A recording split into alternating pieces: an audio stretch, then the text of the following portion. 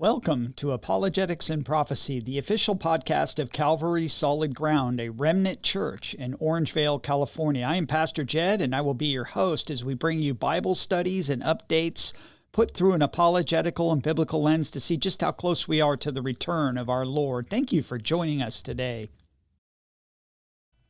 Maranatha, everyone. So glad that you could join us for this Friday edition of Apologetics and Prophecy, where we're going to have a prophecy update for you in just a minute.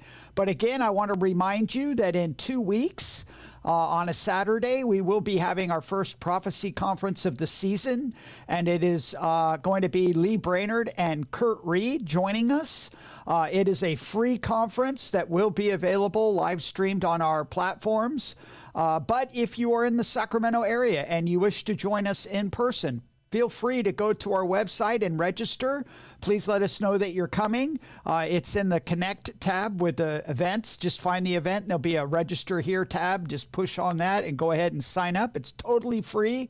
If you're in person, you get a free dinner. But if you're online, one of the best things to do is if you're not in our area and you want to watch is make sure you subscribe to our YouTube channel or Facebook page or our Rumble channel at Calvary Solid Ground, and you'll be able to just put the notifications on there, and when we're getting ready to go live, you'll see it. And so it's going to be really good. We're looking forward to it. Just 2 weeks away, and so 2 weeks from Saturday, so please come out and join us. So anyway, today's prophecy update, we're going to look at some of the stories, but I just want to talk about the title of our prophecy update this week, and that's Before the Flood. Before the flood. You know, what was the world like before the flood, and do we see anything like that this time around? Jesus plainly told us that in Luke 17:28 through 27, and as it was in the days of Noah, so it will be also in the days of the Son of Man. They ate, they drank, they married wives. They were given in marriage until the day that Noah entered the ark and the flood came and destroyed them all. The idea here is the idiom being used here is that life just continued to go on with no notice of judgment that was coming. And we know that this cannot be speaking about the tribulation period because nothing is going to be normal before the second coming of Christ, but before the rapture of the church, before Jesus comes to judge the world, before that 7-year period of judgment that's coming upon the earth, things will continue to go on as normal, even though all the signs are there. Even though that we're preaching and warning people that the time is coming, just as it was in the days of Noah. And what was it like in the days of Noah? Well, we read in Genesis 6:5, then the Lord saw that the wickedness of man was great in the earth, and that every intent of the thoughts of his heart was evil continually. And so, you know, we see around us a lot of evil happening, and we'll see some of those stories that we see that tonight. If we're starting to see these things happen, this is the main sign of the reason the flood came, was because man's heart was only evil continually. And we're reminded in Ephesians chapter 5, verses 11 through 13, and we have no fellowship with the unfruitful works of darkness, but rather expose them. That's one of the things we do here on this platform. For it is shameful even to speak of those things which are done by them in secret, but all things are exposed and made manifest by what? The light of the truth of the gospel. For whatever makes manifest is light, and that would be us here today exposing these things of darkness. And since it's been a couple weeks since we've had an update, but one of the things that happened, we don't take a lot of stock in astrological signs and things that happen, blood moons and all of those things. But one of the very interesting is we did have a partial eclipse since our last time that was here. And it happened during the sunrise in the east, on the East Coast. And somebody clipped a picture of it, and this is what it looked like. Oops. Boy. That's pretty ominous. And so since we've been over the sunrise over America, since we've been here, looked like this, and it sure looks like a couple horns of the devil to me. And so are those days of darkness? Are we getting ready for the flood? Is the flood coming? Are we looking like we're in the days of Noah? And that means that the rapture of the church is very new, and I would say so. And the number one thing that tells us that we are in the last days is Israel. Israel is all through the news. And some good news from Israel, though, is that Netanyahu applauds confirmation of Mike Huckabee. This is a great day for the Israeli-American alliance. So just 2 days ago, he was finally confirmed, not without a big fight from the left, but they did put Mike Huckabee as the official ambassador for Israel for the United States of America. This is huge, you guys. You have to understand how huge this is. It says President Donald Trump commented on Mike Huckabee's confirmation to serve as United States ambassador to Israel, saying that Huckabee is going to be fantastic. In the Oval Office on Wednesday, Trump signed Huckabee's commission as U.S. ambassador to Israel and a transmittal letter to Israel President Isaac Herzog requesting that he accept Huckabee's credentials. In a post on X, the office of Israeli Prime Minister Benjamin Netanyahu congratulated Huckabee, stating that it was a great day for the Israeli-American alliance. Congratulations to my dear friend Mike Huckabee upon being confirmed as the next ambassador of the United States to Israel.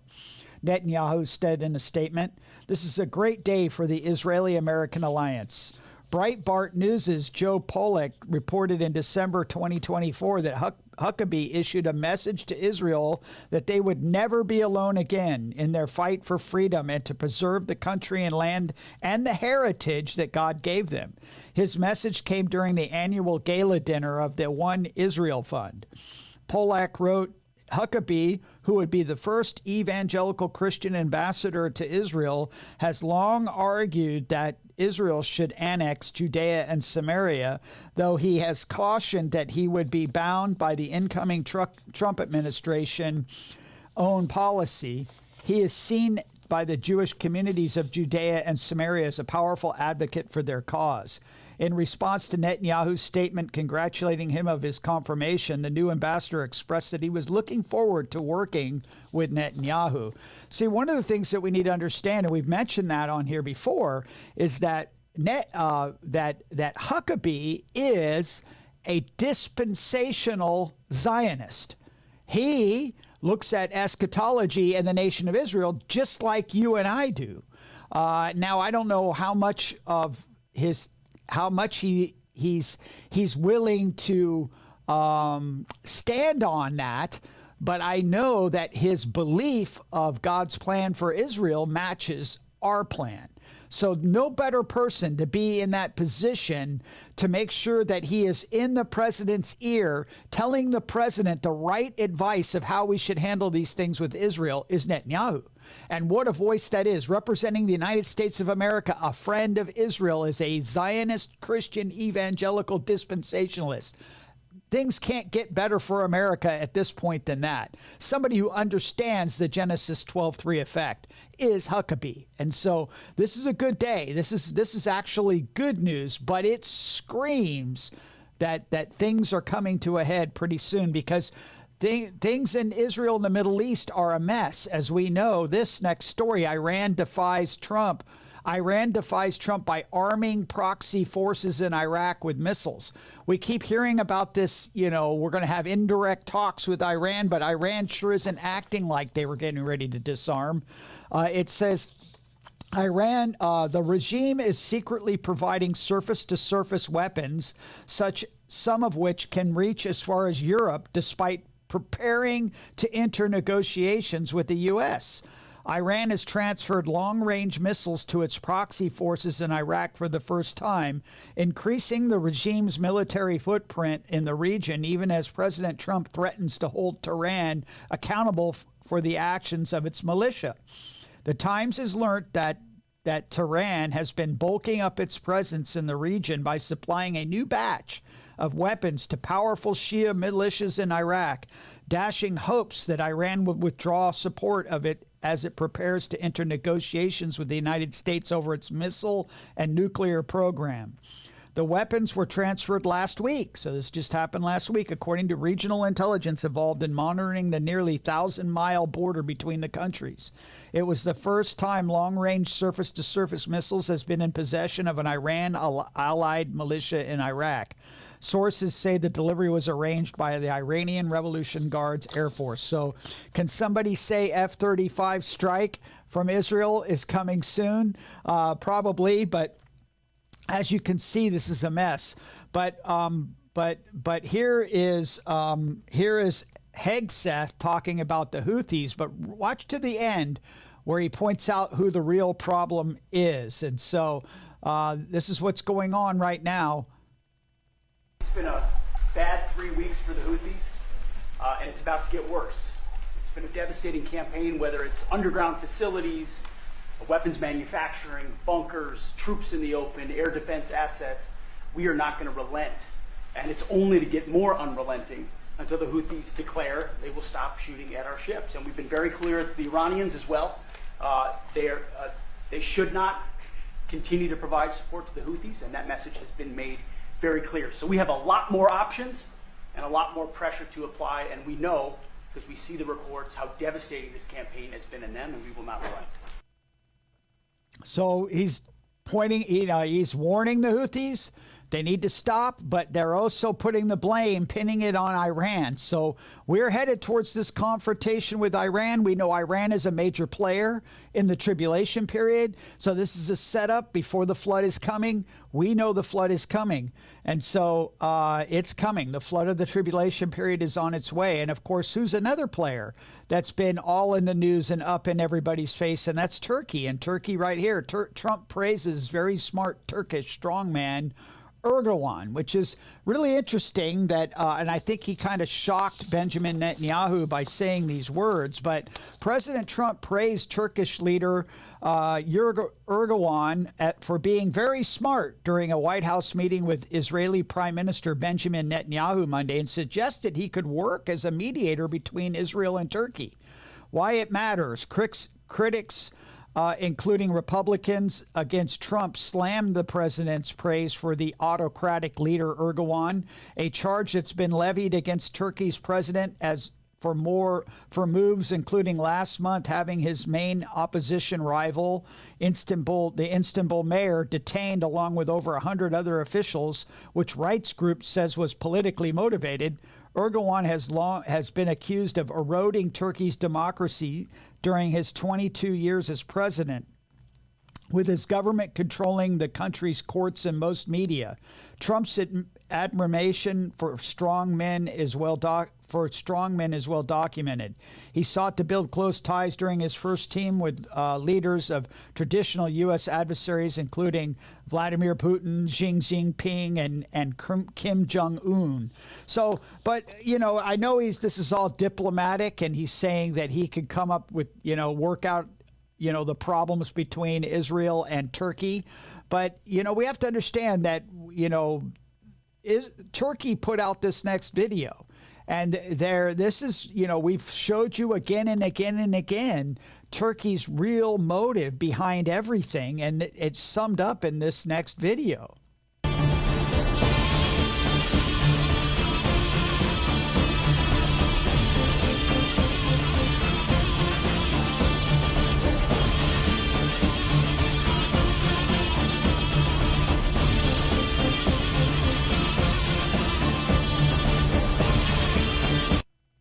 That's right. They want control of the Temple Mount. They want to go in and liberate Jerusalem from Israel and take control of it, just like they once had it during the Ottoman Empire. And that's his desire. And so keep our eyes on Turkey, because I don't think things are going to go well between that. They are another major player.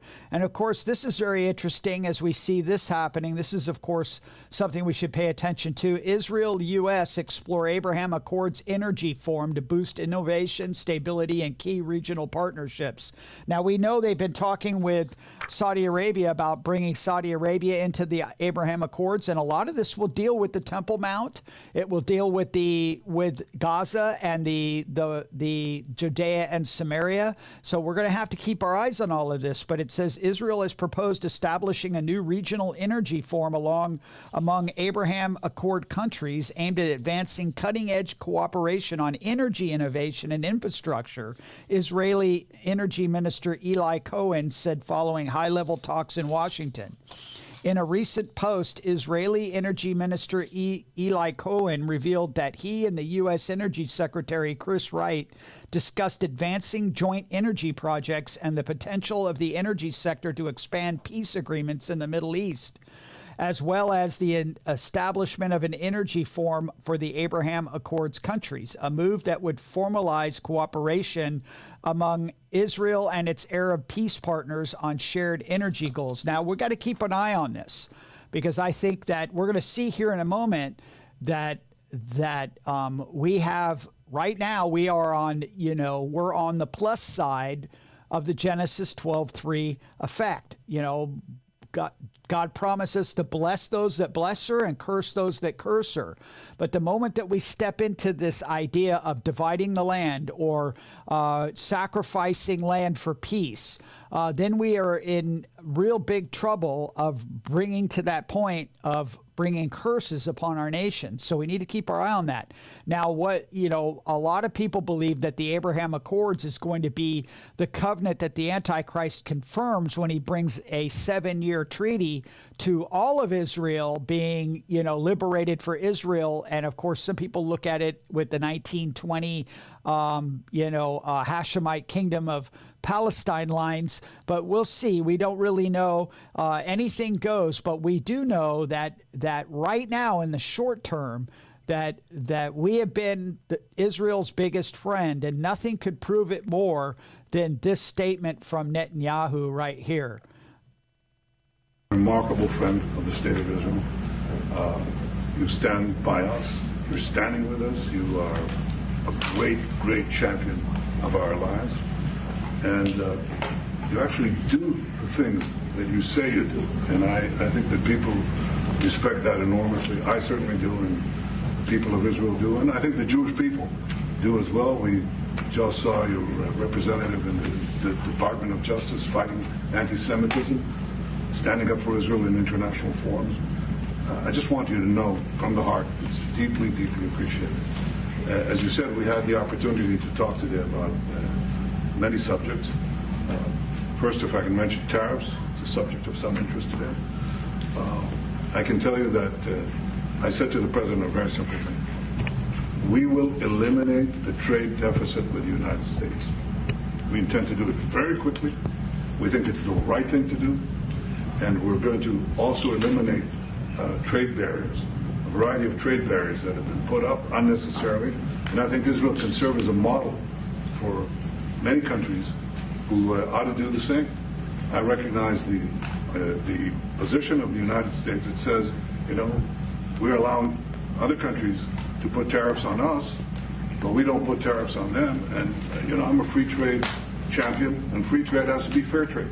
And I think that's basically the position that you have put forward, Mr. President. We are going to eliminate the tariffs, and rapidly. I had the opportunity to speak to Secretary Lutnick yesterday. We talked about how we could effect this quickly, and I hope to bring a solution very quickly. We're not talking about intentions. We're not talking about just words. We're talking about results. And those results are going to come. That's the first. Thank you very much. It's very nice. Thank you. Thank you. Mr. President, what about the hostages here? Well, I What about the didn't hostages? Let him finish. finish. I'm going to begin. So as you can see from Netanyahu's own speech there, that they are, very good. We're very good friends with Israel. They're happy with what's happening, and I believe this will bring short-term blessings. We know that eventually, though, Israel's all in the news. Israel is that's important prophetically, but we also have to understand that there will come a time when all the nations will turn against Israel, including the United States. And so we can expect to see that. But we are so close to the flood coming of the tribulation period. Here's another story that we continue to keep our eyes on, because I think it's going to be extremely important when it gains bipartisan push.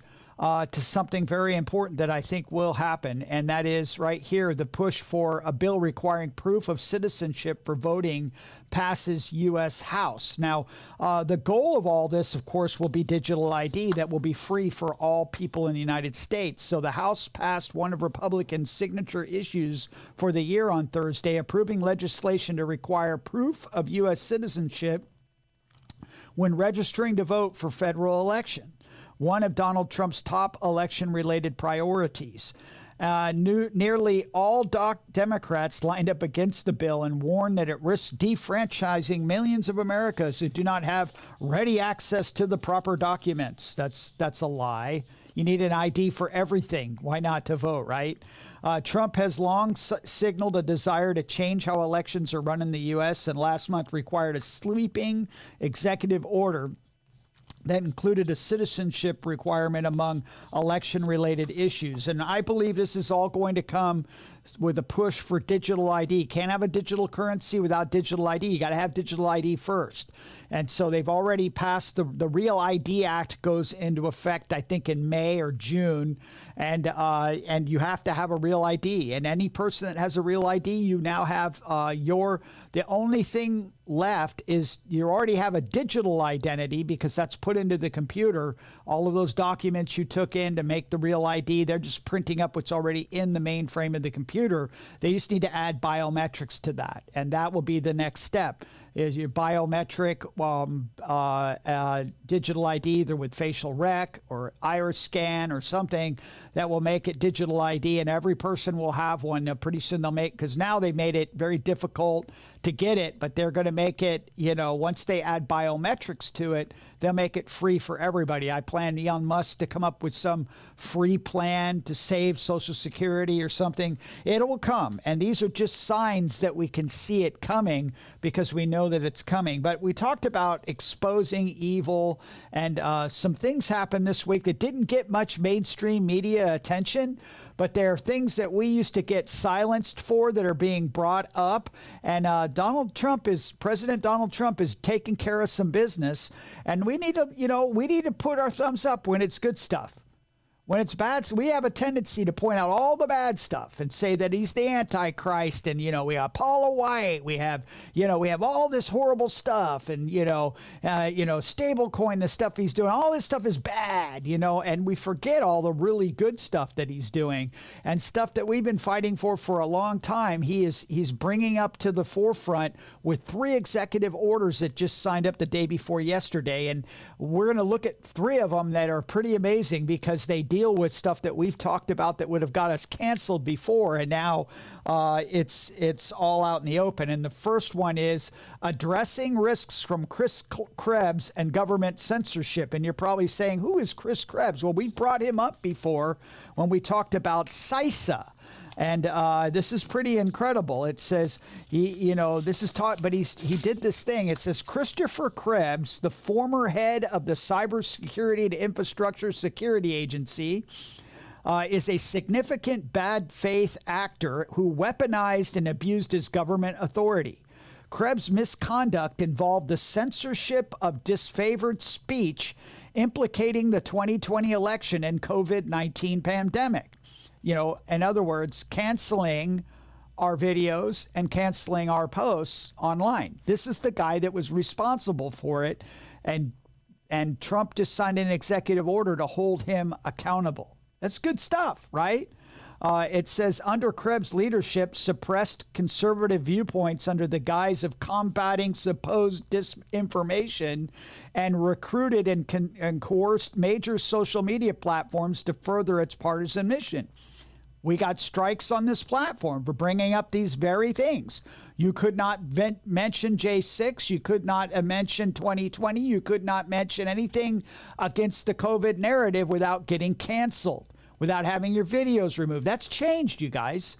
The narrative's changed. It's now mainstream news, these things that are happening. And so CISA covertly worked to blind the American public to the controversy surrounding Hunter Biden's laptop. Remember? That'd get you kicked off. But now it's come out as true that the intelligence agencies were wrong, right? And this was one of the guys behind that. Krebs, through CISA, promoted the censorship of election information, including known risks associated with certain voting practices.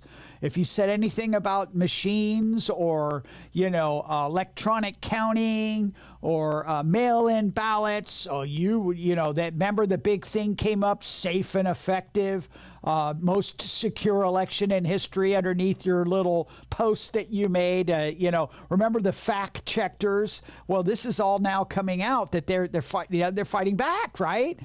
This is good stuff, right? Including an inappropriately and categorically dismissing widespread election malfeasance and serious vulnerabilities with voting machines.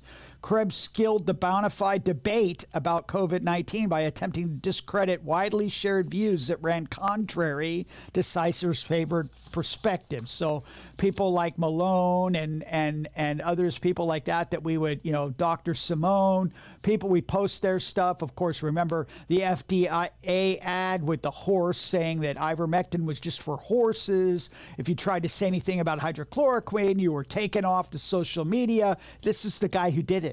And so now they're holding him accountable, which is pretty amazing. But it didn't stop there. There was 3 of them all in one day. The second one was this one, addressing risks associated with outrageous leaker and disseminator of falsehoods. Boy, that just sounds bad, don't it? Whoever this is going after, it don't sound very good for them. It says, this is talking about a guy named, this is Miles Taylor. Miles Taylor was entrusted with the solemn responsibility of federal service, but instead prioritized his own ambition, personal notoriety, and monetary gain over fidelity to his constitutional oath. While serving as an administrator staff assistant at the Department of Homeland Security, Taylor stoked dissension by manufacturing sensationalist reports on the existence of a supposed resistance within the federal government that vowed to undermine and render ineffective a sitting president.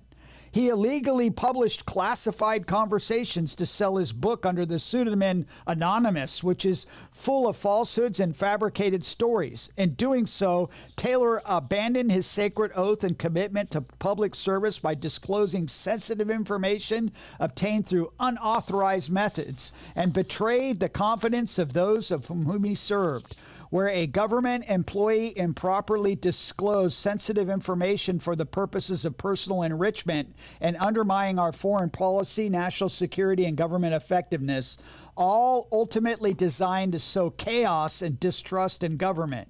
This conduct could properly be characterized as treasonous and as possibly violating the Espionage Act, and therefore makes such an employee ineligible for access to national secrets. So both the other person and this person both lost all of their security clearances.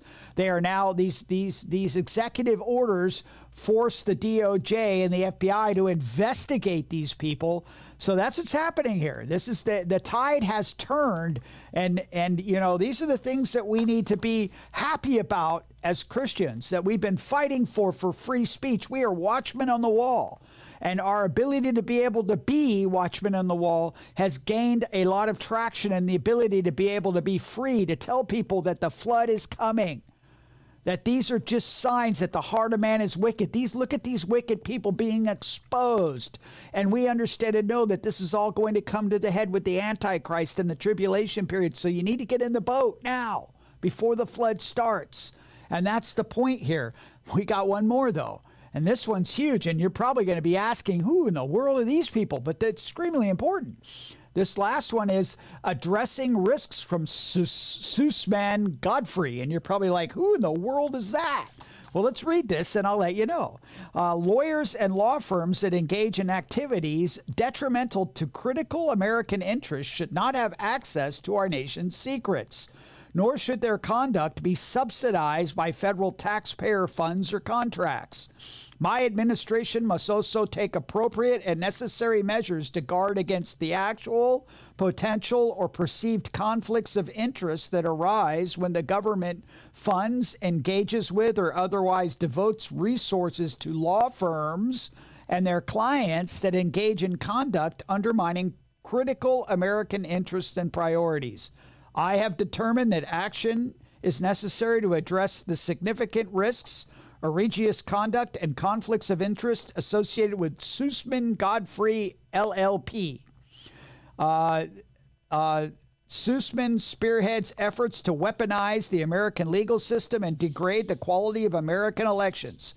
Sussman also funds groups that engage in dangerous efforts to undermine the effectiveness of the United States military through the injection of political and radical ideology, and it supports efforts to discriminate on the basis of race. Sussman itself engages in unlawful discrimination, including discrimination of the basis of race.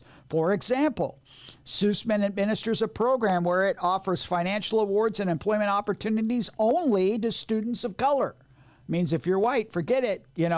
My administration is committed to ending such unlawful discrimination perpetrated in the name of diversity and equity and inclusion policies, ensuring federal benefits support the laws and policies of the United States, including those laws and policies promoting our national security, respecting the democratic process.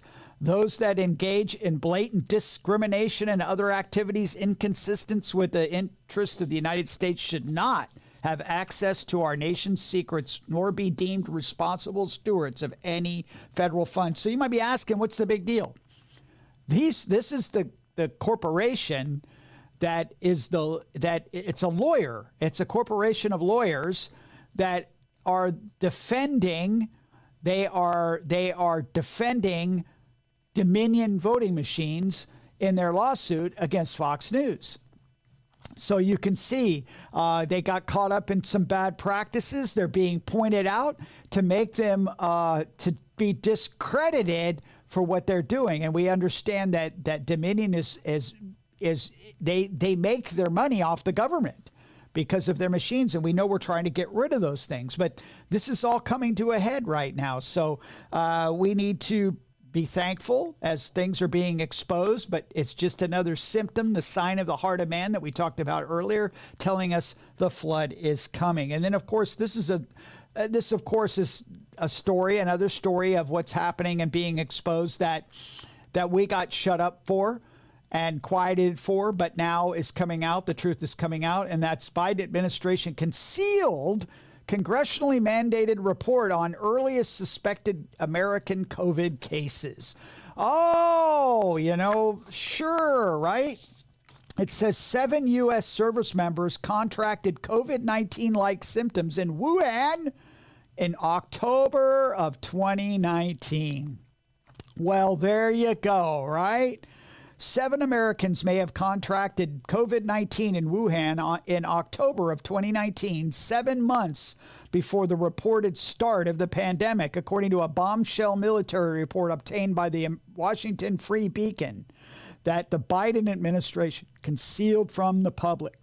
The December 2022 report, which the Biden administration was required by law to release to the public over 2 years ago but didn't, reveals for the first time that 7 U.S. military service members contracted COVID-19-like symptoms during or their participation in the World Military Games in Wuhan, China in October 2019, contradicting the Biden administration's public claims in 2021 that there was no evidence that any American participants contracted the virus in those games, meaning he lied.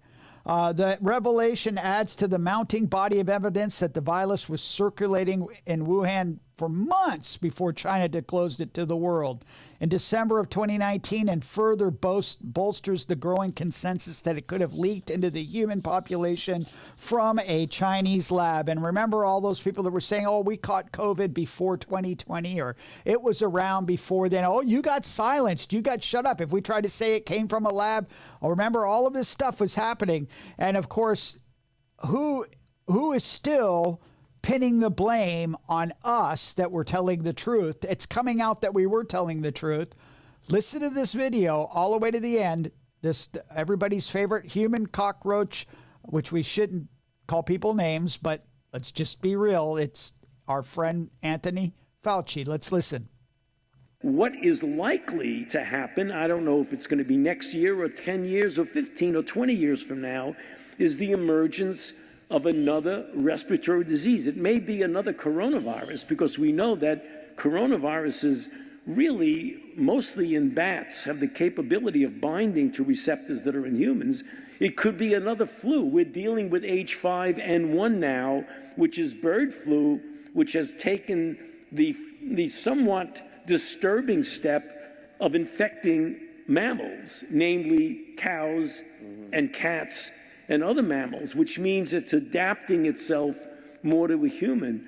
So my concern, Walter, is that whenever that happens, the next outbreak will be of a respiratory disease that's easily transmissible, that has a significant degree of morbidity. And we are making this a little bit more dangerous with the cuts and our attitude toward science? Oh, absolutely. It's the cuts in our attitude towards science, because we are pointing out the lies that they told before, and that's the problem. Your misinformation and disinformation. And so we know this is all going to come to a head. I mean, all 2021 was a dry run for the tribulation period. And these experts, these technocrats, these people that are going to be the ones that are behind and, that are supporting the Antichrist, telling people that you need to listen to him and follow everything he says. And the world, unfortunately, will fall in hook, line, and sinker. And then there's this next story that, of course, is something we've been following, and that's now the artificial intelligence therapist can see you now. Yes, that's right. They now have artificial intelligence psychologists now, therapists now. And, of course, Billy Crone talked about this years ago with the AI invasion, but now it's really starting to come to a head. New research suggests that given the right kind of training, AI bots can deliver mental health therapy with as much efficacy as or more than human clinicians. The recent study published in the New England Journal of Medicine shows results from the first randomized clinical test for AI therapy, meaning they're already using it. Researchers from Dartmouth College built the bot as a way of taking a new approach to a long-standing problem. The U.S. continues to grapple with an acute shortage of mental health providers. I think one of the things that doesn't scale well as humans, says Nick Jacobson, a clinical psychologist who is part of this research team. For every 340 people in the U.S., there's just one mental health clinician, according to some estimates. So we'll just turn all these robots into psychologists, and they'll, but who programs the robots? And so you can see these things are going in the wrong direction. And then, of course, we saw this, another sign that the flood is coming is this Prophecy Newswatch article from yesterday, which is dangerous cultural shift legitimizing political violence. We've been noticing, violence is another sign of the tribulation period. And it says, in what can only be described as a chilling turn in American political discourse, segments of the political left are increasingly normalizing and in some cases outright endorsing violence as a legitimate response to ideological disagreement. What was once considered fringe extremism is now permeating mainstream thought, signaling a cultural shift that threatens the very fabric of our democratic republic. The seeds of this trend have been visible for years. Riots under the banner of Antifa and Black Lives Matter resulted in billions of dollars in damage, entire neighborhoods razed, and lives lost. University campuses turned into battlegrounds where conservative speakers were not met with debate but with mob rule, just like in Davis. Brad Tatum was there, and they came and destroyed the whole table and beat people up, and the police didn't do anything. Vandalism and chaos, with the new left no longer debates ideas. They silence opposition through fear and destruction. According to their findings, 31%, 1 in 3 Americans believe that it's at least somewhat justified to murder Elon Musk. 1 out of 3 people that believe that it's okay to murder Elon Musk for saving waste, for trying to get our books in order, for taking care of the waste in government. It's hard to believe. For Donald Trump, the numbers jumped to 38%, almost 4 out of 10. Okay, 4 out of 10 want to kill Donald Trump. Among self-identified leftists, the approval skyrockets, 48%. 1 in 2 Left-leaning people say that Musk's assassination, and a staggering 55% say the same for Trump. These aren't just statistical anomalies. These are mainstream citizens, our neighbors, coworkers, and fellow voters who now believe that murder is an acceptable answer to political disagreement. Sounds a lot like the love of many have grown cold, and that violence is in the heart of all men. Their heart was only evil continually. Sounds like the world before the flood to me. Then what about this? We see persecution on the rise. Christian nurse placed on suspension after calling trans pedophile patient Mr.